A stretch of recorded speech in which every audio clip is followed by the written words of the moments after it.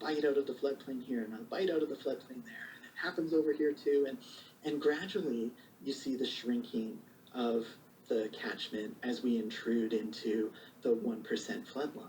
Now, the thing I think that gets missed in this, and it goes back to your point about the 1 in 100 year flood line, is that 1% flood line is kind of, it's not unimportant, but we see floods that exceed the 1% flood line all the time, which means this idea that if you're on the good side of the 1% flood line, you're somehow safe or fine, you're clearly not.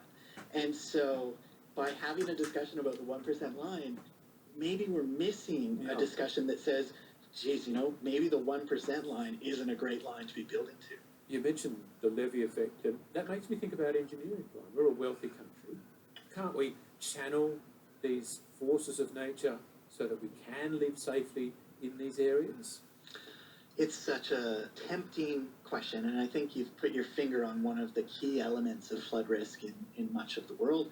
And for me, I think it goes back to the post-Second World War period. The West had come out of a successful war. They'd harnessed the atom. They had all these servicemen in need of jobs. And we had the hubris to say we could tame nature. We could control nature. And in the period after that, we poured an awful lot of concrete in service of environmental management to enable development. When you look at the dams, the embankments, the large-scale river management schemes, a lot of them come through that period or come during that period. And what we found was the more technical intervention we do, we actually end up encouraging more investment. If we build an embankment, the people who live on the safe side of the embankment go, hey, this is great. I'm gonna build a second home, or I'm gonna expand, I'm gonna invest. And the people who own the property around you think it's very safe, and they'll propose a development.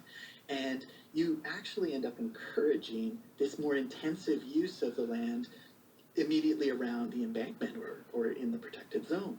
Now, every embankment is designed to fail. They have a limit. They're built to a particular level. Sooner or later, the water is going to come over that embankment.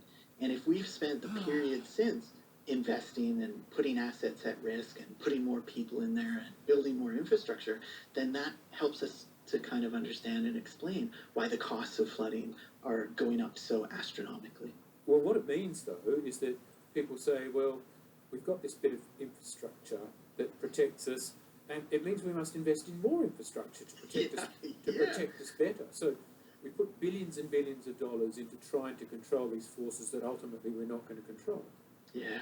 Where we decide, or how we decide whether to invest in flood mitigation, is we run cost-benefit analyses, right? We go, does it make sense for us to invest this X amount of money into an embankment to protect X amount of assets? And the more we